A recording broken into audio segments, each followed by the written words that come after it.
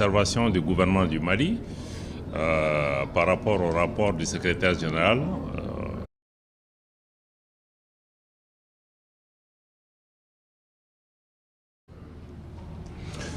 Bonjour, nous venons de présenter les observations du gouvernement du Mali par rapport au rapport du secrétaire général sur la situation au Mali pour le dernier trimestre.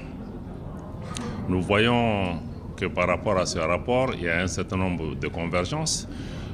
D'abord, le rapport se félicite de la diminution considérable de près de 58% des cas allégués de violation des droits de l'homme, et par rapport aussi au processus de transition en cours au Mali, le rapport se félicite aussi des progrès qui ont été accomplis par les autorités maliennes par rapport à la mise en place du chronogramme lié au processus de transition pour un retour à l'ordre constitutionnel au début de l'année prochaine et les étapes qui doivent nous mener à cette question.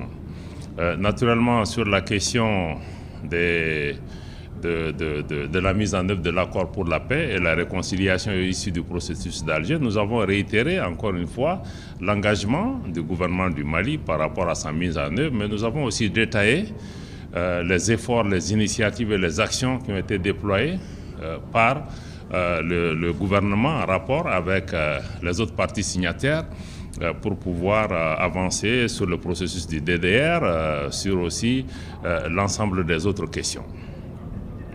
Sur la question, de manière générale, nous avons estimé qu'il est important que de plus en plus le Conseil de sécurité, mais également le rapport du secrétaire général puisse chaque fois valoriser davantage l'effort important qui est fait par les autorités maliennes pour pouvoir apporter la sécurité. Il y a des opérations militaires d'envergure qui sont en cours, qui ont apporté aussi des résultats appréciables sur le terrain. Et aussi, il y a eu un investissement important de l'État en termes de formation et de capacité pour engager désormais une dynamique offensive qui a déstructuré ces groupes et qui permet de renforcer davantage et de répandre le niveau de sécurité dans le pays. Sur la question spécifique du rapport du secrétaire général sur la revue interne de la MINUSMA, encore une fois, nous avons pris note de ce rapport qui est sorti juste il y a quelques jours. Mais pour ce qui concerne le Mali, nous trouvons que ce rapport ne répond pas à nos aspirations légitimes et à nos demandes par rapport à la sécurisation de notre pays, qui est l'objectif essentiel. Plusieurs options sont mises sur la table. Nous allons continuer à examiner ces options, mais nous pensons que fondamentalement, le problème de la MINUSMA, c'est l'inadaptation de son mandat à un contexte d'environnement marqué par des menaces terroristes et asymétriques. Et il n'y a pas suffisamment d'efforts pour pouvoir prendre en charge cette situation.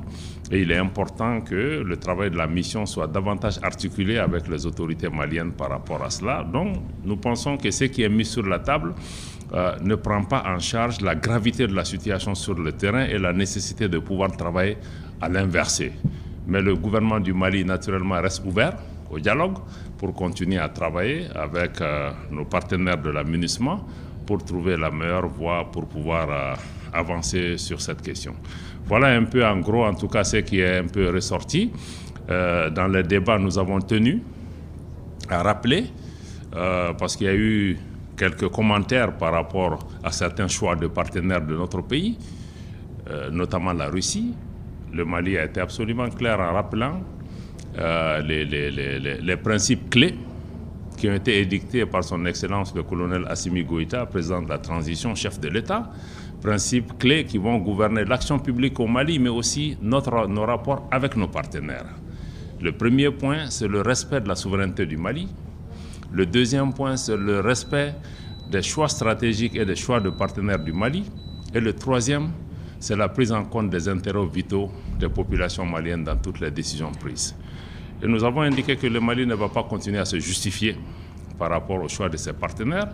Et vous avez entendu que le délégué russe lui-même l'a indiqué très clairement que la coopération entre le Mali et l'État de Russie se fait dans le plein respect du droit international. Voilà les quelques éléments que nous avons apportés à la discussion et nous restons ouverts pour pouvoir continuer à travailler pour le retour à l'ordre constitutionnel, mais aussi le préalable qui est de renforcer la sécurisation du pays pour créer les conditions nécessaires pour la tenue de l'action. Mais nous allons continuer à travailler pour amener la paix et la sécurité dans notre pays, à continuer à tendre la main à nos frères des mouvements signataires afin qu'ils puissent revenir s'asseoir autour de la table pour que nous puissions continuer à travailler ensemble pour mettre notre pays à l'abri des menaces qui nous guettent.